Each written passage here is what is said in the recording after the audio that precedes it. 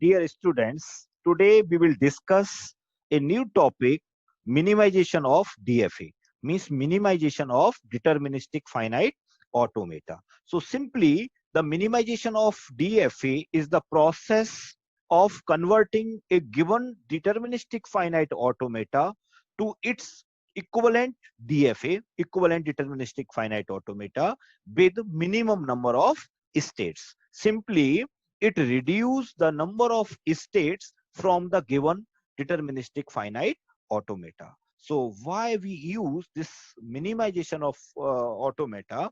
It will use to reduce the complexity. So this is the objective of this topic, minimization of DFA. Now there are two methods to minimize the DFA. First is the equivalence theorem, and another is the Mahil-Nerod theorem. So there are two methods by which you can minimize your finite automata.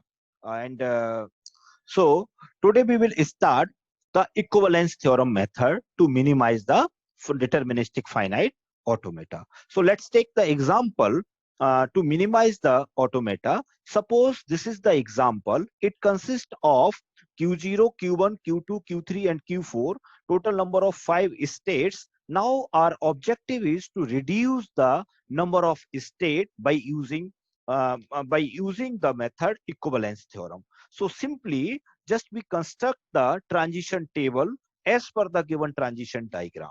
So this is the simply transition table. So by using the equivalence theorem, how can we represent, how can we minimize the finite automata? Let's see.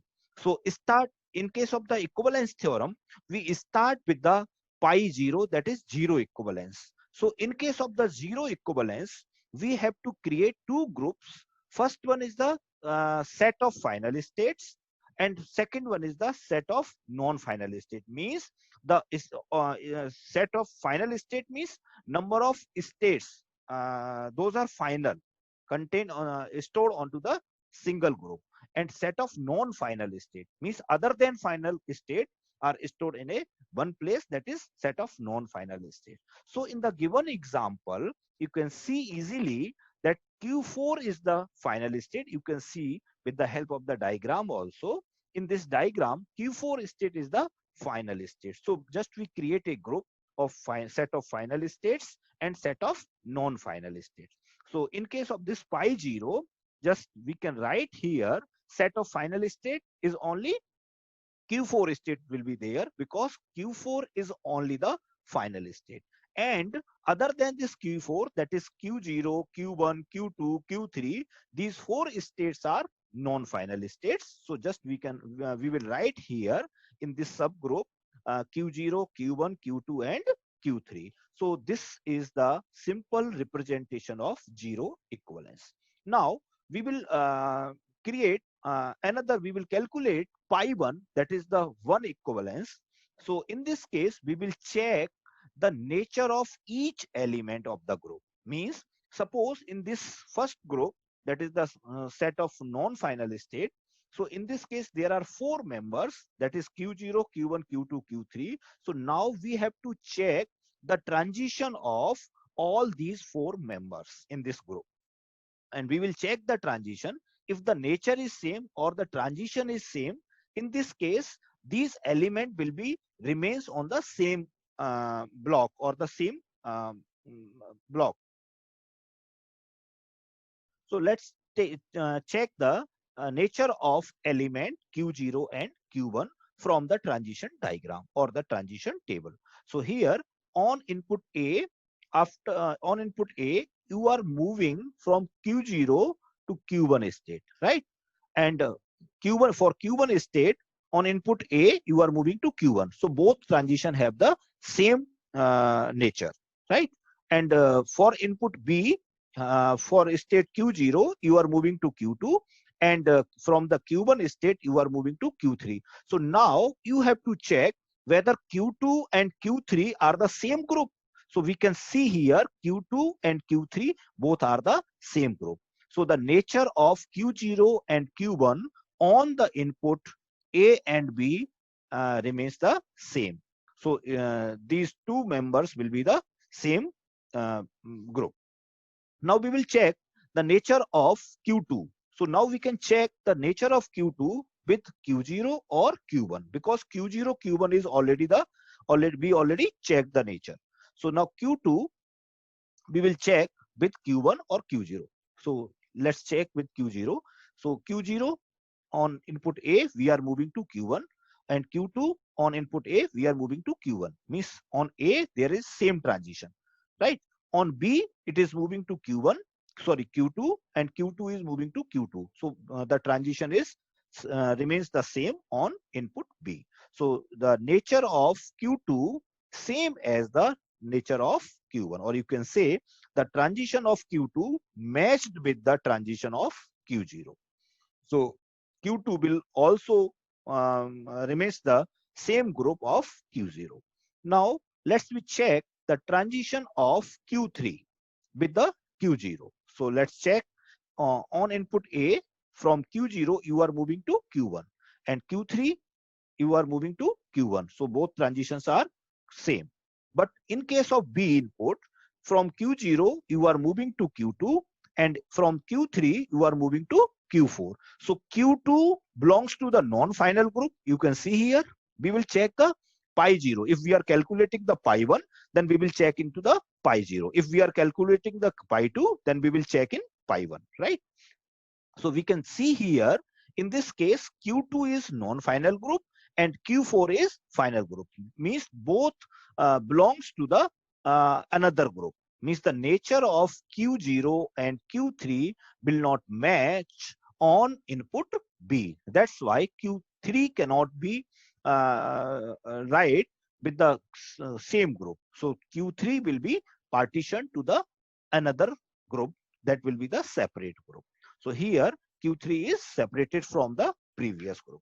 So now pi 1, that is the first equivalence, it can be written as Q0, Q1, Q2, and Q3 is this will be partitioned to the another group, and Q4 is the set of final states group, right?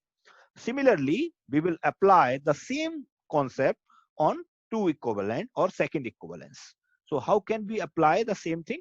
Q0 and Q1. Again, we will check the nature or the transition of Q1 or Q0, and we will check the group into the pi 1. So let's calculate the pi 2, that is two equivalents. So Q0 and Q1. On input A, from Q0 you are moving to Q1, and from Q1 you are moving to Q1, and from on input B you are moving to Q2, and you are moving to Q3. So you can see here, we can check that Q0 and Q1 is not belongs to the same transition group. Here you can see here Q2 and Q3. You can check here Q2 is in this group, and Q3 is another group. So Q2 and Q3 are not in the same group. That's why Q0 and Q1 cannot live with the same group. So that's why Q1 is separated from this Q0 group. Now let's check Q2. So we will check Q0 and Q2. Q0 on A, it is moving to Q1, and Q2 it is moving to Q1. So on input A there is no problem.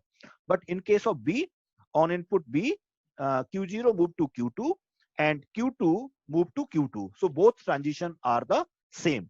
It means Q2 remains the same group with the Q0.